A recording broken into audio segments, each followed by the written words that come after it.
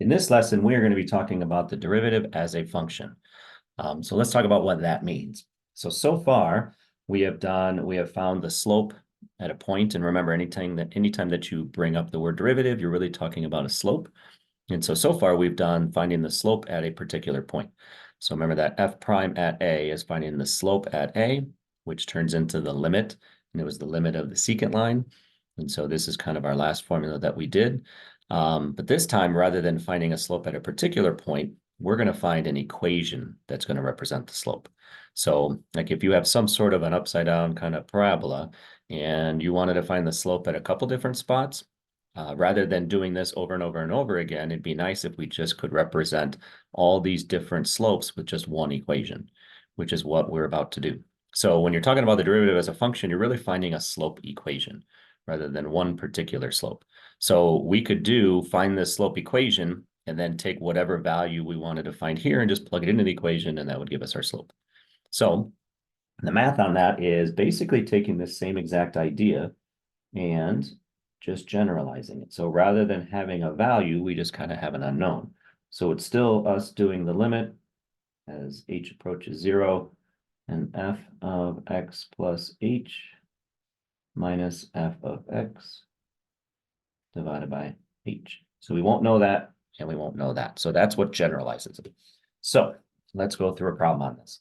So if we have this parabola, right, this upside down parabola, which is kind of representing this-ish, we're going to try to find the derivative, which basically means we're going to find the slope equation, right? So here's our math. So we're going to start with, let's just write it all out. So our derivative is going to be the limit as h approaches 0, write out formula, and then we'll sub in our stuff. And then divide by h. All right, so let's plug in. So we're doing the limit as h approaches 0, and then we're going to plug in x plus h into this quadratic here and here. So we're going to have a negative x plus h squared, right? That's that piece plugged in, plus 6 times x plus h.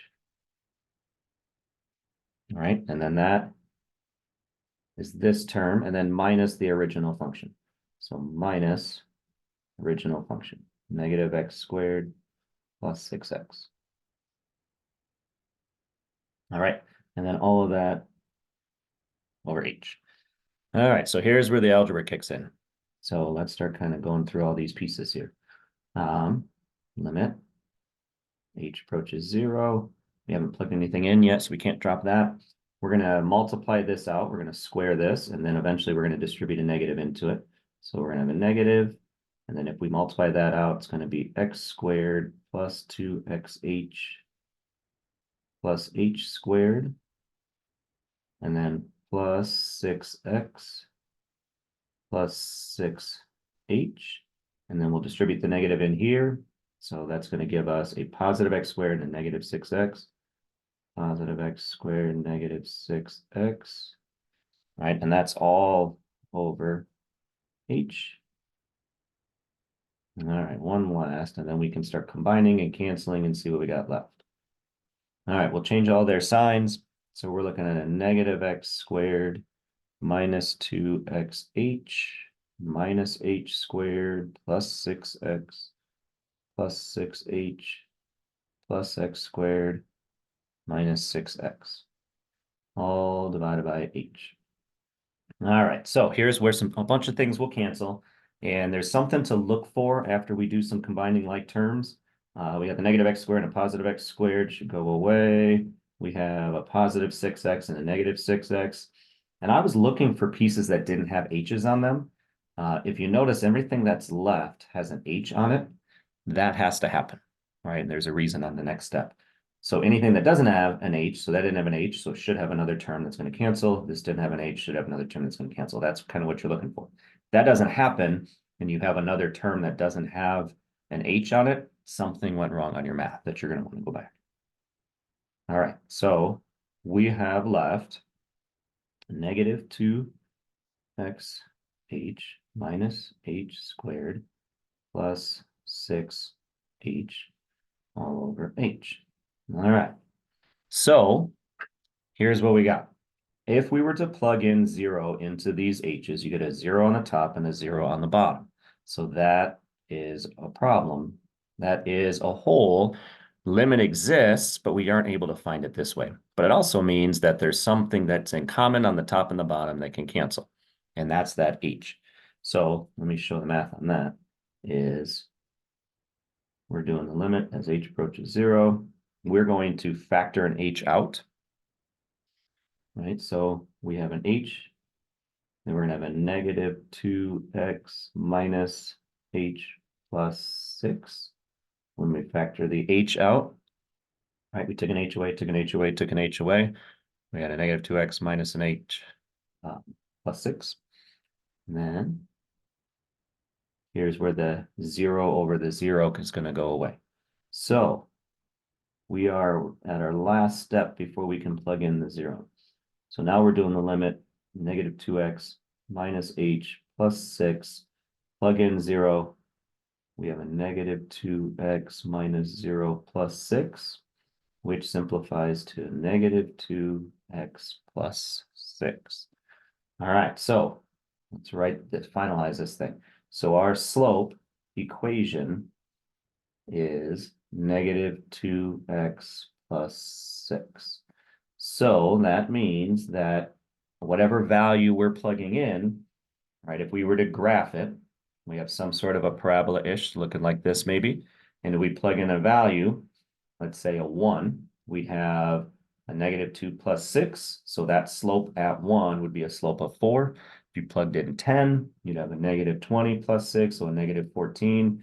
So you would have had these positive slopes transitioning to a negative slopes eventually. So that's how we find our derivative. Now, I will say that eventually there's a nicer way to do this. We're just kind of focusing on how to find this using limits, but eventually there's going to be some nice shortcuts to this, right? Also, just to make sure that you're aware, like this is representing the slope. So the notation that we're going to see is f prime of x. So that's kind of our more common one.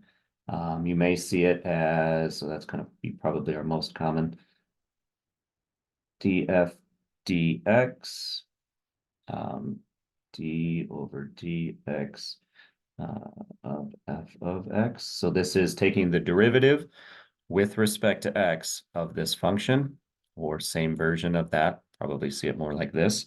Another common way is instead of f prime, we'll see y prime. Like if you have a y equals and then you do derivative, you're going to have a y prime. And then that also could be written as dy dx. So you're taking the derivative of y with respect to x.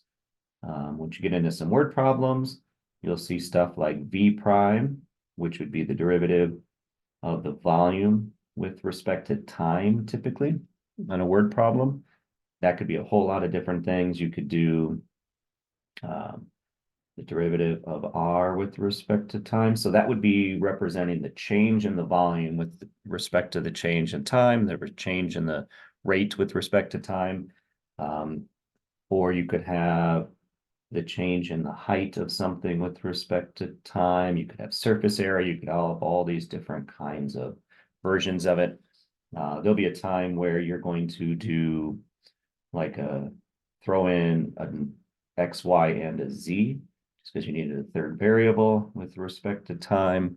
And then if you are doing derivatives with three-dimensional things that have truly x, y's, and z's in their equations, then it would be something like a dz dx. You took the derivative of z with respect to x, so the z usually is some sort of a height associated to something on a three-dimensional grid. But these are all the ones that you'll see. I'd say that these three are by far the most common that you're going to see, and that just represents really y prime represents dy dx. It's just kind of a shortcut for it. But all of those represent finding slopes given different variables.